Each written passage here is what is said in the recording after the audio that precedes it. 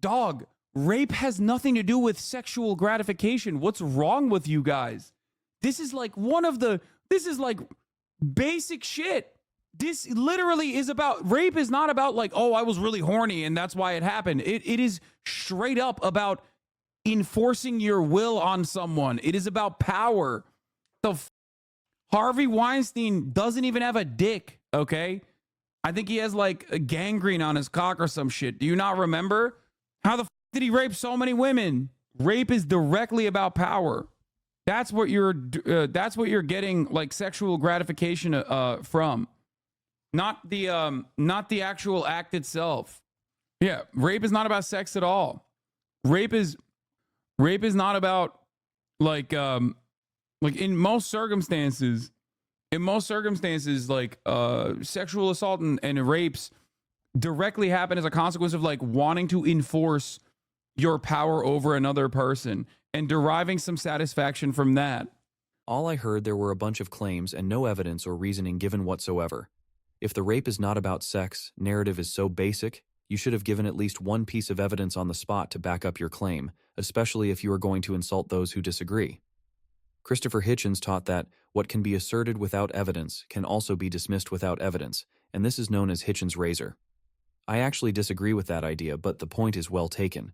You cannot just make claims about something, provide no evidence or reasoning, and then insult those who do not hold this view. Worst of all is that Piker's claims are bogus, making his arrogance all the more despicable. His first claim is that rape has nothing to do with sexual gratification. To any normal person, this claim is bizarre considering that rape is usually done with a sexual organ and violates the other's sexual organs. So where does the idea that rape is not about sexual gratification come from? The answer is that this narrative comes from feminists. Feminists created and spread this myth for decades that rape is not about sex, but rather about power and violence. It is ironic that feminists talk so much about dismantling rape myths, while they are among the biggest spreaders of these myths. Here is how Professor of Anthropology Craig T. Palmer explains the development of this myth. The view that rape is not a sexually motivated act was first put forth by Millett, 1971, Griffin, 1971, and Greer, 1970, 1973. These authors placed the cause of rape, now seen as a political act of violence and domination, squarely in the patriarchal traditions and sexist socialization patterns of American society. Other writers soon began to incorporate this viewpoint into their writings. However, it was not until Susan Brown Miller's 1975 book Against Our Will that this not-sex explanation became widely known and accepted. Following the publication of Against Our Will, the view that sex was not a primary part of the motivation of rape was taken up by feminist and non-feminist researchers alike. In fact, this view became a central theme, as Thornhill and Thornhill, 1983, call it, in nearly every work written on rape and child sexual abuse in the following years. The most influential endorsement of this not-sex explanation of rape came from Nicholas Groth. These works, especially the 1979 book Men Who Rape, buttressed the new explanation with data on convicted rapists. Groth's endorsement, and the mere repetition of the claim in so many works, made it possible by 1980 for a researcher to rightfully claim that it is now generally accepted by criminologists, psychologists, and other professionals working with rapists and rape victims that rape is not primarily a sexual crime, it is a crime of violence. Yet Piker goes even further than many feminist scholars by saying it has nothing to do with sexual gratification. Dog, rape has nothing to do with sexual gratification. What's wrong with you guys? Feminist professor of sociology Caitlin Mendez calls this foolish. In 1975, American feminist Susan Brown Miller's groundbreaking book Against Our Will was one of the first to theorize rape, not as a crime of uncontrolled passion, sex, or lust, but one of violence, power, domination, and control. For readers unfamiliar with this theory, I understand and remember how radical and even unbelievable it may seem at first. After all, the hegemonic discourse on rape in both popular and political culture is that it is a crime of passion and sex carried out by deviant strangers, rather than your average father, brother, friend, husband, boyfriend, acquaintance. In this understanding of rape, men become so overcome by their sexual urges that they, often unwittingly, commit rape as a result. While it is easier to contest the idea that clothes are the root cause of rape by identifying how people are raped while wearing all manner of clothing, and pointing out that not every beautiful or provocatively dressed woman is raped, It is much harder to convince people that rape is not primarily about sexual desire and gratification. And while it would be foolish to claim that sex or sexual gratification has nothing to do with rape, researchers who have interviewed convicted rapists argue that it is instead a perk or an added bonus rather than the driving force. Instead, rape serves a multitude of purposes and is a weapon of violence which, depending on the context, can be used to degrade, punish, or humiliate victims, or their male relatives or community, assert power and privilege, or maintain dominance and control. Much of this is feminist nonsense, and I will address the uncontrollable lust narrative elsewhere. But when even feminist scholars are saying you have taken the claim so far as to be foolish, you know you messed up pretty bad. Will we get an apology from Piker for spreading misinformation? This is like basic shit. This literally is about, rape is not about like, oh, I was really horny and that's why it happened. It is straight up about enforcing your will on someone. It is about power. This is so basic, you say? Tell that to Professor of Crime Richard B. Felsen, who wrote, "Rape involves the use of contingent threats or bodily force to compel a person to engage in sexual intercourse. The three major outcomes in a completed rape are sexual activity, harm to the victim, and domination of the victim. The question of motive involves determining which of these outcomes is the goal of the offender and which are incidental. For a sexually motivated offender, domination and harm to the victim are incidental outcomes. His interest is in influencing the victim to have sexual activity." In contrast to popular thinking, there is considerable evidence that many rapes are sexually motivated. First, like robbers, rapists generally use violence in a strategic fashion, using only enough force to obtain compliance. They attempt to establish a credible threat, but they are unlikely to carry out the threat if the victim complies. Second, there is evidence that men tend to use sexual coercion as a last resort in incidents involving people they know. In other words, they use coercion after other methods of influence have failed. Third, the use of sexual coercion is related to high sexual aspirations. College men who are dissatisfied with the frequency of their sexual activity, or who indicate that a higher frequency of orgasms was necessary for them to be sexually satisfied, are more likely to engage in coercive sexual behavior. Fourth, date rapes usually occur when a male is sexually aroused. In all 71 incidents of date rape studied by Conan, 1985, the rape occurred during an intensive consensual sexual encounter, most commonly involving oral genital sex. Finally, the targets of rape are almost always young women. There is obviously a strong relationship between age and sexual attractiveness. Felsen and Crone, 1990, find evidence that the age pattern reflects a preference for young women and not just differential opportunity. This is indicated by evidence that a young woman is more likely to be raped during a robbery than an older woman. If your critical thinking and reading or listening comprehension skills are well developed, this should be enough for you to abandon the feminist myth. Think about it.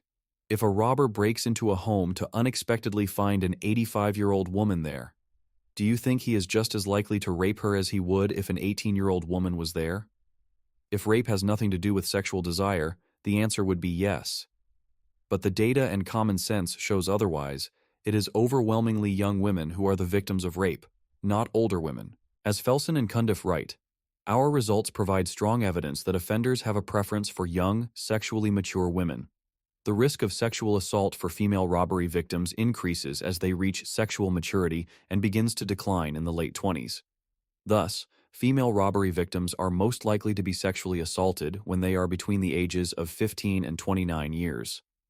This pattern is fairly consistent with fecundity levels, which peak at ages 15-19 years and begin a substantial decline at age 30 years.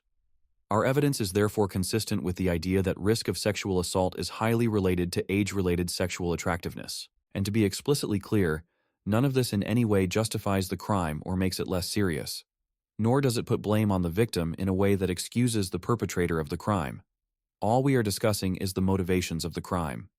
As in almost all crimes, the motivation does not excuse the criminal.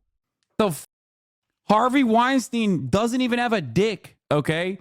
I think he has like a gangrene on his cock or some shit. Do you not remember? How the did he rape so many women? Rape is directly about power. Perhaps he is suggesting that since Weinstein apparently wasn't sexually functioning, therefore rape is just about power, not sexual gratification. If that is the argument, it is extremely stupid. First of all, you can rape someone even if you are sexually dysfunctional. Rape is sexual intercourse without consent. That can be done even without proper function, and the definition does not require the use of the member, but can use the hands or objects.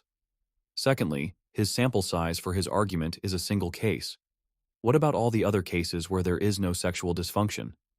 Pro-choice advocates constantly bring up that abortion is necessary because rape victims should not have to carry the rapist's baby.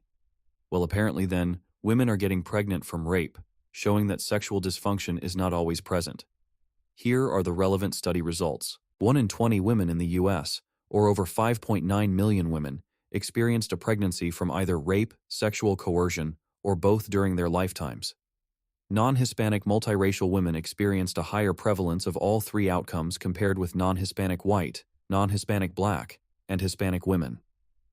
Among victims who experienced pregnancy from rape, 28% experienced a sexually transmitted disease, 66% were injured, and over 80% were fearful or concerned for their safety. Erectile impotence occurred in up to 8% of sexual assailants during the rape episode.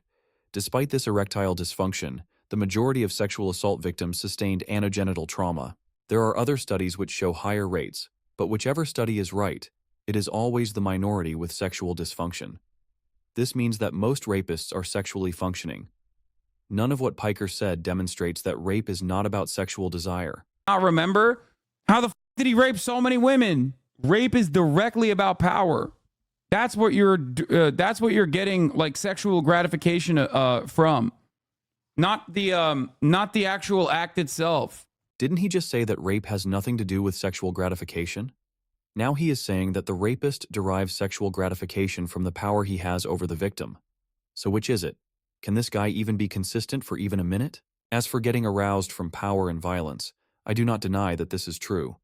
But I do deny that a significant percentage of rape is not about sex or sexual desire. Here is an interesting quote from the Oxford Handbook of Theology, Sexuality, and Gender. If healthy sexuality then contains at least a minute component of aggression, does the converse also hold, that violence contains an element of sexual arousal? The answer from both social and biological sciences would seem to be a qualified yes. This is in no way to undermine the essential insight of the anti-rape movement that rape is primarily about power, since rape and sexual assault and other forms of sexual abuse and exploitation are defined by the use of coercion, unequal power and authority, and/or physical force. Yet the phenomenon of physiological arousal to violence exists, and if there is a tincture of hostility in loving sex, there is more than a tincture of sexual excitement in violence, perhaps especially male violence.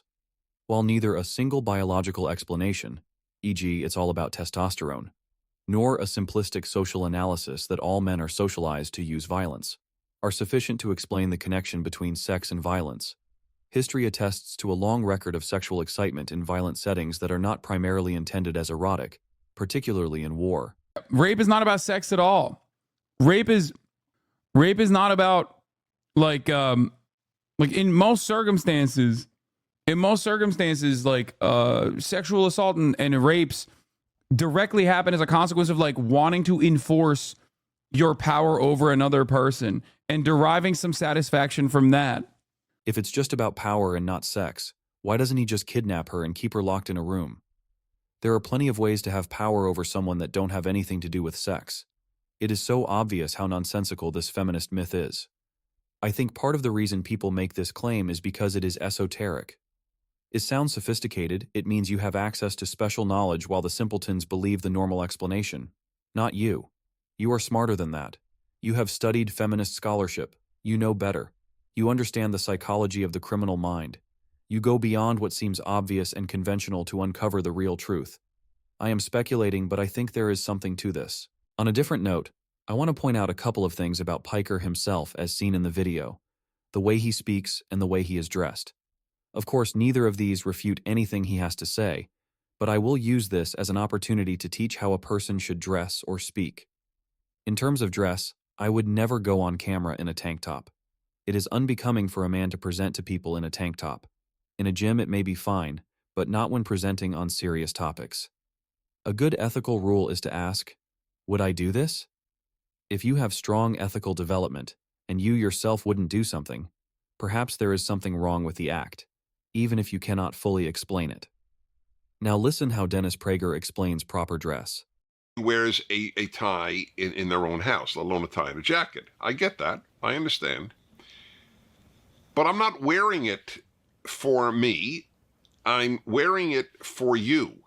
Now, you may say you don't give a hoot what I wear. And I believe that. I'll believe a lot of people, especially younger people, don't give a hoot. And if I showed up in a t-shirt, theoretically, you would be just as interested. Theoretically, what I have to say would be the same and just as important.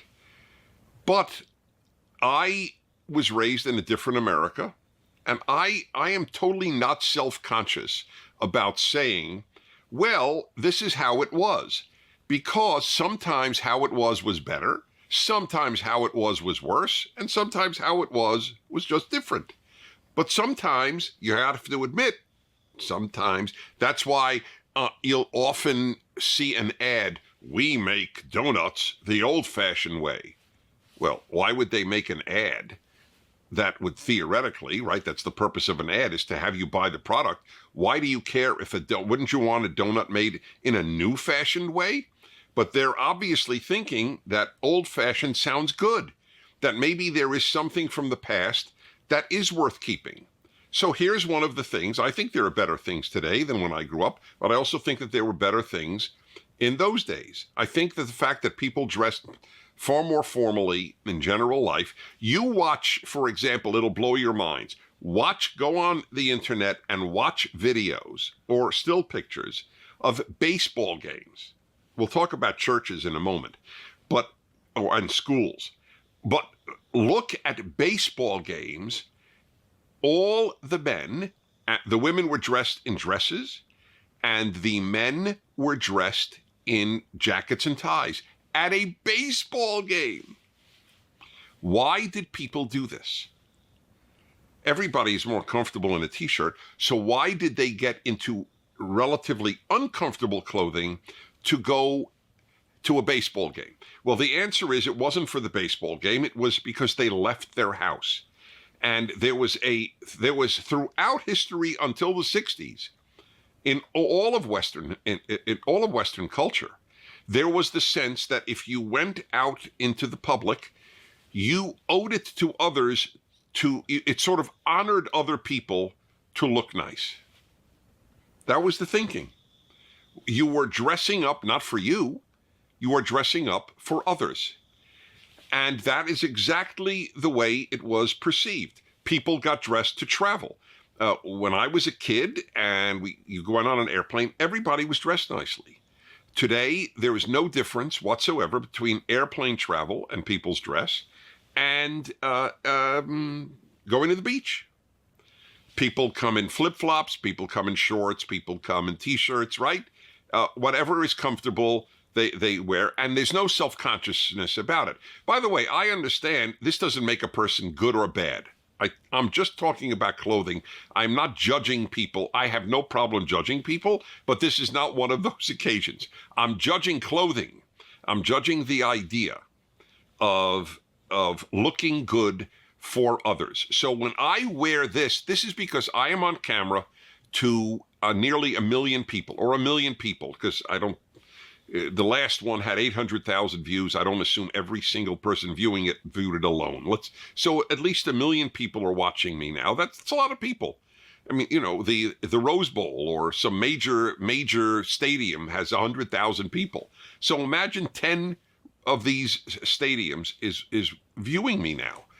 That's a lot of people, and I feel that I owe it to you to look good, to look formally good.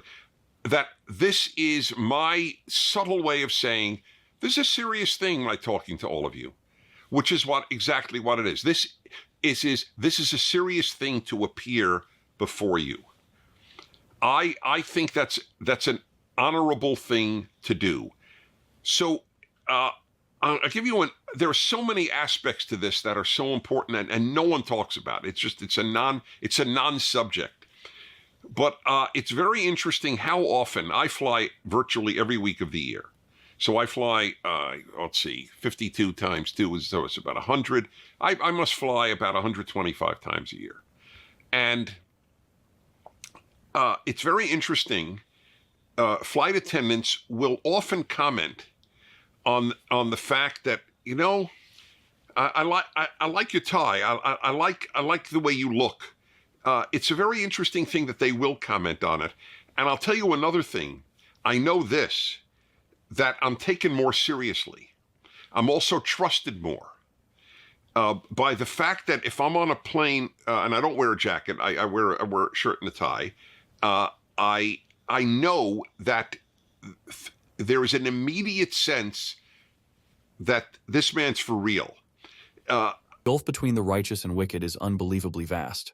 And as for public swearing, Prager says, David 60, Kirkwall, Orkney Island, Scotland. Dear Mr. Prager, thank you for your calm words of wisdom in a chaotic world. You're welcome. That's exactly right. It's calm words of wisdom in a chaotic world. It has become clear to me that swearing, and particularly the F word, has become more and more common in everyday use, and increasingly so by women. Do you have any thoughts about this? Thank you. Do I have thoughts about this? That's another breakdown. I'm not a prude on swearing. In private, I think it's very different. I mean, I don't do it much in private either. I do it pretty rarely. By the way, the less you curse or swear, whatever word you want to use, the more powerful it is if you ever do. Then it can be, you know, see, it's like the comedians who rely on it. It's not as funny as if they use it periodically. But when politicians have started to use it now, people in interviews use it, and you know, the mayor of Los Angeles said it's a great effing day when the Los Angeles Kings hockey team won the Stanley Cup a few years ago, and all these kids watching, and the mayor just using the F word. It's a breakdown. It's like broken windows. People think, it's broken windows or graffiti,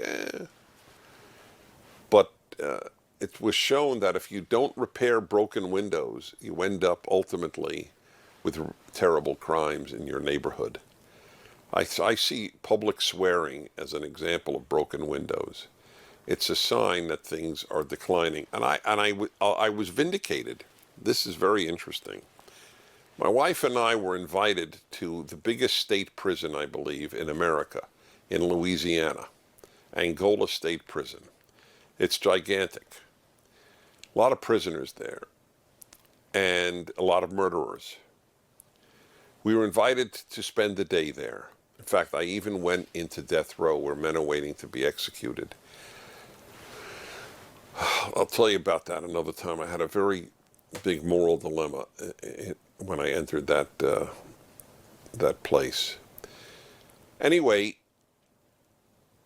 they hired a warden years ago named Burl Cain, the man to run that prison. It was the most notorious prison in America for murder and rape. I mean, male rape. It's an all-male prison. Prisoners were beaten, murdered, and raped routinely. The place was hell. Angola State Prison, Louisiana. This guy cleaned it up in a few years. He should be a legend in American life, and I know why he's not. Because he was a Christian, or is a Christian, and he used religious ideas to change the prison. Almost all the prisoners now get degrees in theology, religious studies. And do you know one of the things that he instituted immediately? No swearing. The guards would be severely punished if they used the curse word, and the prisoner would be. That was one of the handful of things that turned prison life around. Just not swearing. That's how big it is. all this to say, don't wear a tank top when making YouTube videos or swear too much. And don't spread feminist misinformation. If you want even more data that a significant percentage of rape is primarily sexually motivated, I have other videos on this that you can see. The data overwhelmingly contradicts the feminist framing. And just the data alone that I provided from Felsen in this video should be enough for an intelligent person to reject the feminist framework. Let me also remind men, especially those who struggle with immoral temptations related to what we discussed, that you cannot give in to your desires. If your desires lead you toward harming others, you must reject them completely. It should never even cross your mind as a real option to act on such urges. There is no such thing as uncontrollable lust that forces someone into crime. You are in control. If you choose to harm someone, you will face the consequences in this life and the next. No desire is worth the hellfire you bring upon yourself if you engage in this evil. No desire is worth going to prison for and being on a registry for life. No desire is worth being treated as a criminal for the rest of your life. Don't let your desires rule over your mind. Your mind must rule over your desires. The Jewish sages of blessed memory taught that wicked people are ruled by their hearts, but righteous people rule over their hearts. If you need help, you can contact me on email through my website. But it would be better to find someone near you if you really need it. Be well, and please like and subscribe.